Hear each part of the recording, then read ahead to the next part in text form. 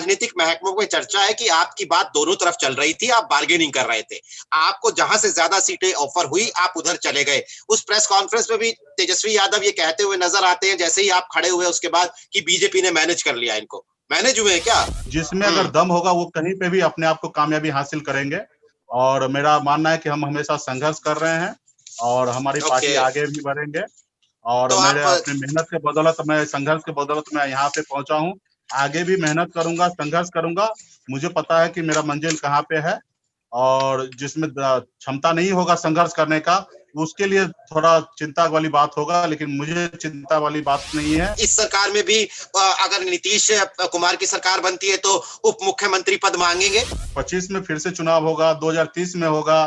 तो हम कह रहे हैं ना कि जिसमें जितना दम होगा वो बिहार के जनता 12 करोड़ का दिल जीत पाएंगे, और बिहार के 12 करोड़ जनता का सेवा करने का निर्णय लेंगे, और फिर 12 करोड़ का जनता जिनको चुनेंगे वो बिहार के 2025 में सीएम हो गए, डिप्टी सीएम हो गए, या 2030 में सीएम हो गए, डिप्टी सीएम हो गए। नमस्कार, बिहार तक के इस खास शो बिहार किसका में आपका स्वागत है। और इस वक्त मेरे साथ पटना से जुड़े हैं एक खास गेस्ट, एक खास मेहमान, जो पिछले कुछ दिनों से बिहार विधानसभा में अचानक एक चेहरा बन गए हैं, अखबारों की सुर्खियां बन गए हैं। और उसकी वजह भी बड़ी खास है। मेरे साथ है विकासशील इंसान पार्टी के संस्थापक मुकेश साहनी। मुकेश जी, आपका बिहार तक पर स्वागत है। मेरा पहला सवाल आपसे यही है जी, मेरा पहला सवाल आपसे यही है कि जो ताजा खबर है, जो सबसे ताजा खबर है, वो है ये कि बीजेपी ने अपने कोटे की 121 सीटों में से आपको 11 सीटें दे दी हैं और विधान परिषद में आपको भेजने का भी वादा कर दिया है। तो घर वापसी के साथ ही ये तो बहुत ही बड़ा इनाम हो गया, बहुत ही धड़ल्ले से घर वापसी हो गई आपकी। निश्चित तौर पे इसके लिए मैं खुश हूँ, और मेरे पार्टी के सभी पदाधिकारी और पूरे बिहार के, खास करके अति पिछड़ा समाज में उत्साह का दौर है। और हमें बहुत खुशी है कि माननीय देश के प्रधानमंत्री श्री नरेंद्र मोदी जी और देश के गृह मंत्री श्री अमित शाह जी और बिहार के मुखिया श्री नीतीश कुमार जी के नेतृत्व में एनडीए में हमें शामिल करने किए हैं। इसके लिए मैं तहे दिल से सभी को धन्यवाद दूंगा। भारतीय जनता पार्टी के राष्ट्रीय अध्यक्ष जेपी नड्डा साहब को भी धन्यवाद दूंगा कि उन लोगों ने खास करके अति पिछड़ा समाज को, बेटा को, सनत मल्ला को किसी ने पीठ में खंजर भोंकने का काम किया, और वहां पे इस सभी नेता ने उसमें मलहम लगाने का काम किए हैं। और मैं इसके लिए तहे दिल से सभी टॉप नेतृत्व को धन्यवाद देता हूं कि उन्होंने अति पिछड़ा समाज को सम्मान देने का काम किया है।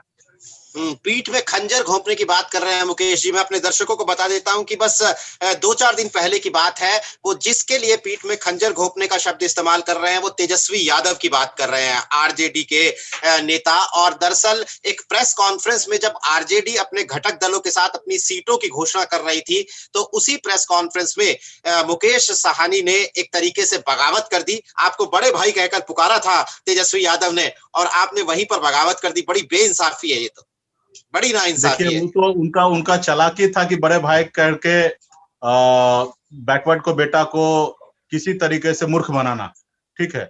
और आप समझ सकते हैं कि बड़े भाई बोलना, और 4 दिन पहले जो हमारे गठबंधन में जो सहयोगी दल आए, चाहे वो लेफ्ट पार्टी में माले हो, सीपीआई हो, सीपीएम हो, उनको सीट का नंबर घोषणा कर देना, और जो पौने 2 साल से उनके गठबंधन में साथी बने हैं, जो लोकसभा में 3 सीट पे हम चुनाव लड़े थे, तो उसके अनुकूल भी कहिएगा तो 18 सीट का मेरा अधिकार बनता है। तो वो सीट नंबर घोषणा नहीं करना, फिर बोल देना कि 2-3 दिन के बाद करेंगे, वैसे भी आप ऑलरेडी लेट कर चुके हैं। तो आपके मंशा मतलब स्पष्ट हो चुका था कि कहीं ना कहीं आप हमें धोखा देने का आपकी रणनीति था। अगर आपके मन में अगर था कुछ निषाद समाज को, अति पिछड़ा समाज को सम्मान देने का, वीआईपी पार्टी को, तो आपको उसी जगह पे आपको मेरा भी नंबर आपको घोषणा करना चाहिए। एक बात मुकेश जी, एक बात बताइए कि ऐसा कैसे हो सकता है कि आप उस प्रेस कॉन्फ्रेंस में नीतीश कुमार के साथ, बीजेपी के माफ कीजिएगा, कांग्रेस के नेताओं के साथ स्टेज शेयर कर रहे हैं, और आपको कोई जानकारी नहीं थी कि उस प्रेस कॉन्फ्रेंस में कि आपको कितनी सीटें ये देने वाले हैं या नहीं देने वाले हैं? देखिए, 2 रोज पहले भी, उस रोज जो प्रेस कॉन्फ्रेंस है उससे 2 रोज पहले भी हम मिलते हैं, और बहुत लंबा बातचीत चर्चा होता है कि 25 सीट डिप्टी सीएम ये सारे चीज कैलकुलेशन होगा, किस पार्टी को कितना सीट देना, वो भी हमसे शेयर कर रहे थे कि इतना सीट देना पड़ रहा है, 65-70 सीट मांग रहे कांग्रेस पार्टी। बहुत सारा तरह की बातें हो रहे थे कि आप हमारे साथ हैं, बोलिए तो कांग्रेस को निकाल देते हैं। तो 50 तरह की बातें की। हमने कहा कि नहीं, कांग्रेस को निकालना उचित नहीं होगा, नेशनल पार्टी है। तो कुछ जवाबदेही हमको दिए थे। बहुत सारा बातें था, अंदर की बातें है, वो अभी मुझे नहीं अच्छा लगता कि सारी चीजें शेयर करना चाहिए। तो 2 दिन पहले सारा बात हुआ, सब क्लियर हुआ। 2 दिन के बाद प्रेस कॉन्फ्रेंस के लिए टाइम निर्धारित किया गया 4 बजे। तो हमें जल्दी ही बुला लिया गया 12:30 बजे की बंगले पे आ जाइए, फिर बात करेंगे। तो हम बंगले पे भी पहुंचे। वहां पे काफी समय हमने बिताया। जब प्रेस कॉन्फ्रेंस में जाने लगते हैं तो हमें लिस्ट दिखाया जाता है कि हमने सबका घोषणा करना है। और वहां पे 5 बजे का 4 बजे का प्रेस कॉन्फ्रेंस होता है। 1 घंटा कांग्रेस पार्टी के लीडर को आने में लेट हो रहा था, इसलिए वो प्रेस कॉन्फ्रेंस को 4 से 5 किया जाता है। और जब हम बंगला से निकलने लगते 4:20 में, तो उस समय में मेरे पास बात रखता है कि ऐसा करते हैं कि ये नंबर जो है आपका कल घोषणा करेंगे। तो मैं बोला ऐसा क्यों, सबका घोषणा आज हो रहा तो कल मेरा क्यों? तो उन्होंने बोला ठीक है, कल कर लेते हैं। तो हमने बोला ठीक है, कल कर लीजिएगा, कोई इशू नहीं। लेकिन डिप्टी सीएम का जो चेहरा है, जब सीएम का चेहरा लॉन्च हो रहा है तो डिप्टी सीएम लॉन्च हो जाए।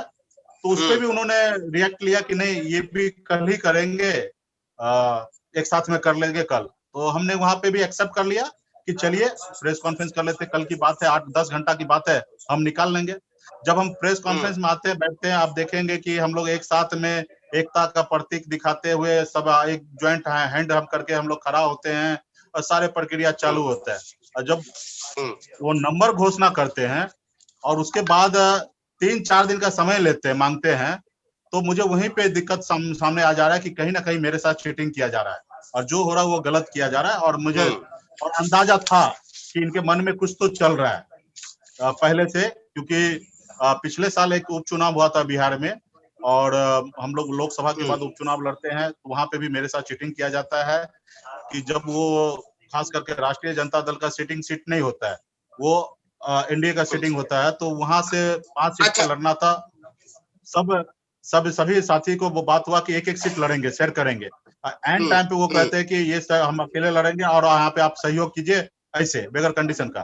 तो वहां पे हम अच्छा रिएक्ट करते हैं कि हम अपने आप को चुनाव लड़ेंगे और वहां पे हम जी 15% वोट लाते हैं और इसके कारण वहां पे हम्म, राष्ट्रीय जनता दल वहां चुनाव जीतते हैं और एनडीए का वहां पे हार होता है। तो उनको पिक्चर क्लियर था कि अगर ये बागा लास्ट मोमेंट पे राइट इनको छोड़ते हैं तो ये पूरे बिहार में चुनाव हम्म, लड़ेंगे, तो ये हम एनडीए का नुकसान देंगे और हमारी जीत होगा।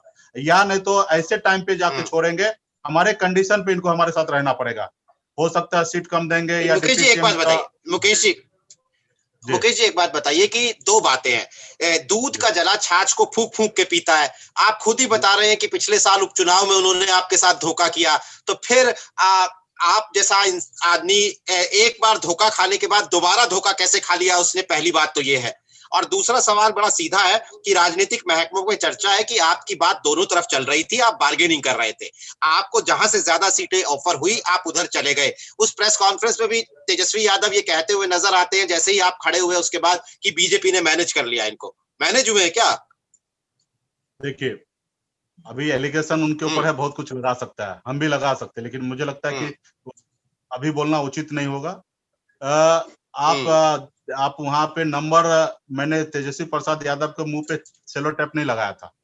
नंबर किसने रोका? हम्म एक बार नंबर घोषणा कर देता और सीट कम या ज्यादा होता तो एक बात होता, नंबर रोक दिया जाता। 2-3 दिन का समय मांग रहा, ऑलरेडी आप बहुत लेट कर चुके थे और उसके बाद हम्म उन्होंने, तो मैं जगह पे रिएक्ट करता हूँ। और आज आप देखिए कि 72 घंटे के बाद हमारा एनडीए में गठबंधन होता है, पहला चरण में हम चुनाव नहीं लड़ रहे हैं। अगर हमारी पहले से ठीक बात है। होता तो हम पहले चरण में भी चुनाव लड़ते। हमारे मुंगेर में हमको हमारे साथी को चुनाव लड़ाना था, बिंद समाज में वहां पे चुनाव नहीं लड़ाते, शेखपुरा में चुनाव नहीं लड़ाते। हम एक स्पेशल हम्म रिक्वेस्ट किए तो अभी हमको एक सीट हमको मिला, पहला चरण में हम्म सिर्फ एक सीट मिला कि वहां पे हमको चुनाव लड़ने का मौका मिल रहा है। तो हम्म एलिगेशन लगाने के लिए कुछ भी होगा, हम आपके साथ ही थे। हम हम्म आपके साथ आज से नहीं, 2019 में भी हम आपके साथ चुनाव लड़ लिए हैं। रहा राजनीति में है, हर किसी से बात होता है। आज हम हम्म राजनीति में हैं तो आज आपसे हमारी बातचीत हो रहा है, क्योंकि इस फील्ड में आपको हम्म हमारे इंटरव्यू चाहिए तो बात होना है। तो राजनीति में जी चर्चा उर्चा होता है और फिर कोई किसी के पीछे थोड़े चलने वाला है। सबके पार्टी अपनी स्वतंत्र होता है, सब पार्टी अपने तरीके से चलते हैं। हम आज कहीं ना कहीं कमजोर है, इसलिए हम आपकी सहारा ले रहे हैं। और हम आपको सीएम मान रहे हैं। कहीं ना अच्छा कहीं आपको रणनीति, आपका रणनीति था कि मुकेश सहनी को धोखा देना, और उस रणनीति जी को जी। हमने नहीं भाप पाया, और उसके लिए हमें बहुत नुकसान भी हुआ कि ऐसे अच्छा टाइम पे हमें आज हमको धन्यवाद देते हैं कि हमको 10-20 सीट मिला तो बहुत मिला है, नहीं तो हमें तो वो ऐसे मोड़ पे ला दिया कि ना हम घर के रहते ना घाट के रहते। अगर आज एनडीए ओ हमको अगर सहारा नहीं देते तो। एनडीए की बड़ी जी तारीफ कर रहे हैं आप। खैर मैं अपने दर्शकों को एक बार बता देता हूं कि मुकेश सहनी कोई बहुत इनकी जड़ें जो है वो बिहार की राजनीति में बहुत गहरी नहीं है, लेकिन 2013 की एक सुबह जब बिहार के लोगों ने अंग्रेजी और हिंदी अखबार उठाए तो उस अखबार में उन्हें एक चेहरा दिखा, son of Mallah. Son of मल्लाह और मुकेश सहनी 2000 की वो 2014 में 2014 में 2014 में। और तो वो जी एक तरीके से एक पैराशूट एंट्री थी आपकी बिहार की पॉलिटिक्स में। और ये सन ऑफ मल्लाह आपने अपने लिए, आप मुंबई से आए थे, जाहिर तौर पर बिहार से मुंबई गए थे और मुंबई से वापस आए थे फिल्म इंडस्ट्री से, तो एक बिल्कुल फिल्मी अंदाज में इन्होंने अपने लिए एक नाम चुना, सन ऑफ मल्लाह। इनका ट्विटर हैंडल भी सन ऑफ मल्लाह के नाम से है। तो मुझे ये बताइए कि सन ऑफ मल्लाह जो है वो अपनी जाति के लिए पॉलिटिक्स करने आया और 5-6 साल के भीतर भीतर डिप्टी सीएम का, उप मुख्यमंत्री का पद मांगने लगा। ये कोई बहुत ऐसा नहीं लगता कि बहुत तेज दौड़ रहे हैं आप? नहीं, आपका आकलन थोड़ा कम है, हमारे जड़ें बहुत हम्म मजबूत है। और हम्म मैं 15% वोट, 2 साल भी हमारी पार्टी पुरानी नहीं है, उसके बदौलत हम हम्म 15% वोट बिहार में हमने लाके दिखा दिया, और चैलेंज के साथ हम्म लाके दिखा दिया उपचुनाव में। तो हमारे जड़ें बहुत हम्म मजबूत है। और मैं बिहार में 2014 में आता हूँ, सामाजिक संघर्ष करता हूँ, समाज के हक अधिकार की लड़ाई लड़ता हूँ। उस समय लोगों ने मुझे गांधी गांधी के नाम से पुकारने लगे, तो मैंने कहा कि मैं हम्म ना गांधी हूँ ना आंधी हूँ, मैं एक मल्लाह का बेटा हूँ, हम्म, मुझे आप सन ऑफ मल्लाह कहेंगे वही हमारे लिए काफी है। और वहीं से ये सन ऑफ मल्लाह जी का सिलसिला चला। और आज लालू जी हमारे 6 महीना 1.5 महीना पुरानी पार्टी को गठबंधन में लेते हैं, 40 हम्म साल का उनका राजनीति अनुभव है, और हम्म 1.5 महीना पुरानी पार्टी को 3 सीट लोकसभा देते हैं। तो हमारे जड़ें बहुत मजबूत है। उनको पता है कि बिहार में 14-15% वोट बैंक हमारे साथ है, और मजबूती से मेरे साथ है। तो इसलिए वो आज लालू जी ने भी 3 सीट दिया। और बिहार में महागठबंधन का सरकार बनता तो सिर्फ सिर्फ वीआईपी पार्टी के हम्म। बदौलत बनता। अगर उनके पास आप अगर कोई अगर एडिशन अगर आप कोई वोट होता। हाँ जो आप जिस मल्लाहा समुदाय से आते हैं, लगभग 6-7% आंकड़ों के हिसाब से उसका वोट है। नहीं लेकिन नहीं, मैं एक सवाल इसमें आपसे इसमें जी नहीं, इसमें मैं कट करना चाहूंगा। जी। बिहार में निषाद समाज 22 उपजाति से जाने जाते हैं, अति पिछड़ा समूह में हम्म आते हैं। बींद, बेलदार, नुनिया, मला, लोग इनको अलग अलग नजर से देखते हैं, लेकिन सारे 22 के 22 एक ही कुड़ी है। और इसका हम्म बिहार में 13 से 14% वोट है। हम्म और इसमें सारे कुड़ी एक साथ में है। जब हम लोग आरक्षण की लड़ाई लड़े तो माननीय बिहार सरकार के मुखिया नीतीश कुमार जी ने भी माना, और एक साथ में अनुशंसा सारे उपजाति को किए हैं। और ये केंद्र सरकार में आरक्षण के लिए अभी हम लोग लड़ाई लड़ रहे हैं, संघर्ष कर रहे हैं कि वहां से चलिए ये मान लेते हैं, बड़े आपके आपके पीछे मैं आपका चुनाव चिन्ह देख रहा हूं, नाव पानी में चलती हुई। तो सन ऑफ मल्लाह ने बड़ा अपने नाम के मुताबिक और अपने प्रोफेशन के मुताबिक बड़ा सटीक चुनाव चिन्ह चुना है। तो चुनाव आयोग ने आपको दे भी दिया ये चुनाव चिन्ह। बहुत सोच जी हाँ, समझ जी कर हाँ। चुना आपने ये चुनाव चिन्ह। जी हाँ, आपको पता होगा कि हमारे पूर्वज जो है ना, श्री रामचंद्र जी को नाव से पार लगा दिए थे। तो इस बार हम्म इसलिए हमारा चुनाव की नाव है, और हमारे नाव हम्म पे जो भी बैठेंगे उनको हम पार लगाएंगे, ये मेरा मानना है। क्योंकि हम मछुआरा समाज से आते हैं, नाविक हैं, हम्म तो मेरा पेशा ही है हमारे पूर्वज का कि हम जो भी हमारे नाव पे बैठते हैं उनको पार लगाते हैं। तो इसलिए हमारा चुनाव चिन्ह नाव भी है। विकासशील इंसान party VIP, short name VIP है। तो मेरा मानना हाँ। है कि लोकतंत्र में जिसके पास ज्यादा आप संख्या है, आप बात पिछड़े की करते हैं और आपने नाम रखा है वीआईपी। हाँ, तो उसके बहुत बदले में सोच उसके समझ भी के। पीछे एक हाँ, इसके पीछे भी लॉजिक है। इस देश में जिसके वोट से देश का मुख्यमंत्री, राज्य का मुख्यमंत्री बने, देश का प्रधानमंत्री बने, तो वो व्यक्ति हम्म क्या वीआईपी नहीं हो सकता है? तो इसलिए हमारे पास ज्यादा से ज्यादा वोट बैंक है। इसलिए मैं अपने आप को मानता हूँ कि मैं वीआईपी हूँ। जो हम राज्य के मुख्यमंत्री चुनते हैं और राज्य के देश के प्रधानमंत्री चुनते हैं। तो अ- इसलिए हमारी अ- पार्टी का नाम है वीआईपी, क्योंकि अ- सबका संख्या है। मुझे एक बात बताइए, आप लालू जी के लिए आपने अभी बड़े सम्मान पूर्वक नाम लिया कि लालू जी ने हमें 1.5 महीने में चुन लिया, और तेजस्वी के लिए आप कह रहे हैं पीठ में खंजर घोंप रहे हैं। तो ये मतलब आपकी जो कुल मिला के जो आपके दिल में भाव है वो बाप के लिए अलग, बेटे के लिए अलग है, या कुल मिला के एक आरजेडी पार्टी के लिए आपका ये कहना है कि वो आपकी पीठ में खंजर घोंप रही है? नहीं, देखिए, हमने उनके साथ जुड़ने का निर्णय लिया कि लालू प्रसाद जी का संघर्ष हम जानते हैं कि उन्होंने खास करके पिछड़े समाज के लिए उन्होंने बहुत संघर्ष किया और उसी के उद्देश्य से उनके साथ हमने राजनीति अपने करियर को स्टार्ट किया, पार्टी हमने उनके साथ जोड़ा और अभी हमें एहसास हो रहा कि जो लालू जी का संघर्ष वाला जो पार्टी है वो राष्ट्रीय जनता दल अभी नहीं रहा। विरासत में पार्टी बना है, संघर्ष कुछ नहीं किया। आज मेरे 39 साल की उम्र में 21 साल से मैं संघर्ष कर रहा हूँ। मैं 900 रुपए महीने पे नौकरी मुंबई में करता था और वहां से हम अपने करियर को स्टार्ट करके मंजिल को हमने प्राप्त किया और वहां से स्टेब्लिश रहने के बाद भी ऐशो आराम जिंदगी को छोड़कर मैं बिहार में लौटा और अपने समाज के लिए, हक अधिकार के लिए संघर्ष कर रहे हैं। तो मेरी जिंदगी में हमेशा संघर्ष रहता है। तो जो संघर्ष करते हैं ऐसे व्यक्ति को मैं हमेशा इज्जत से, आदर से मैं उनको देखता हूँ। तो मैं लालू जी के विचारधारा से मैं राष्ट्रीय जनता दल के साथ जुड़ा। आप आरजेडी में उप मुख्यमंत्री की मांग कर रहे थे, उप मुख्यमंत्री पद की। अब वहां से आप बीजेपी में चले आए। बीजेपी तो इतना बड़ा बरगद है जिसके नीचे बड़े बड़े दरख्त जो है वो छुप जाते हैं और आप 10-11 सीटें लेकर बीजेपी जैसे बरगद के नीचे चले आए हैं। यहाँ क्या पहचान बनेगी?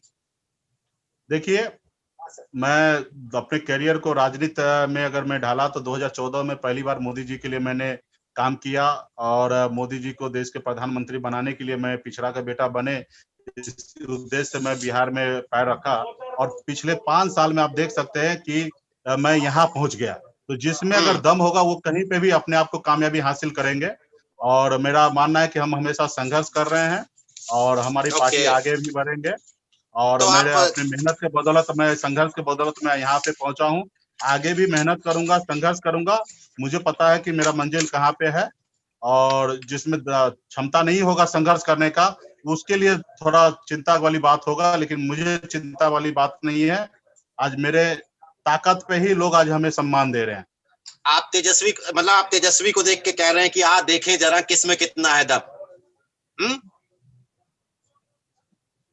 नहीं, उनको, उनसे क्या मतलब, उनको तो विरासत है।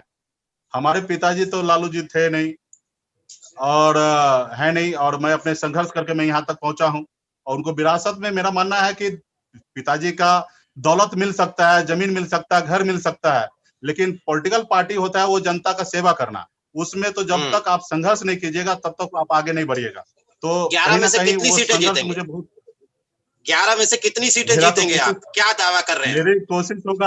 मेरी कोशिश होगा 11 के 11 जीते। हमारे पार्टी के सभी लोग लड़ेंगे और देखते हैं कितना जीत पाते हैं। अभी दावा करना अच्छा नहीं है, लेकिन हम कोशिश करेंगे सारे सीट जीतने का।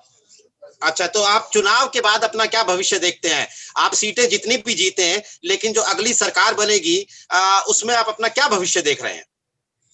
मैं अपना भविष्य देखता हूँ कि मैं संघर्ष करूंगा और माननीय नीतीश कुमार जी के नेतृत्व में बिहार में जो सरकार चलेगा, नीतीश जी से बहुत कुछ सीखूंगा क्योंकि उनका एक बड़ा अनुभव है बिहार को चलाने का। 15 साल से बिहार को चला रहे हैं और बिहार कैसे चलाया जाता है उसके लिए हमें अभी उनके साथ रहकर सीखने का मौका मिलेगा और 5 साल के बाद 2020 में देखते हैं किसमें है कितना दम।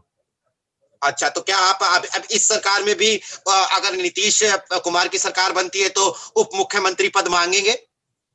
जी नहीं, मेरा यहाँ पे कोई कंडीशन नहीं है और यहाँ पे जो माननीय मुख्यमंत्री नीतीश जी जो उचित समझेंगे, जो गृह मंत्री अमित शाह जी जो उचित समझेंगे वो जवाबदेही देंगे, उसको पूरा निर्वाह मैं करूंगा। और खास करके राष्ट्रीय जनता दल में इसलिए कंडीशन था कि अति पिछड़ा समाज को सम्मान मिले बिहार में, इसलिए उप मुख्यमंत्री अगर आप सीएम बन सकते हैं तो एक उप अति पिछड़ा समाज से उप मुख्यमंत्री बनना चाहिए। वो आप जिनको, हमारी पार्टी का मांग था और उस पे नाम पे चर्चा होता जैसे भी हो, तो ये सारी चीज इंटरनल चर्चा हो रहा था कि इसमें अच्छा, पार्टी को अगर मिले तो मुकेश जी, शर्त एनडीए में शर्त भले ना हो लेकिन हसरत तो होती है ना? हसरत क्या है? हमने बोला ना कि 2025 में फिर से चुनाव होगा, 2030 में होगा।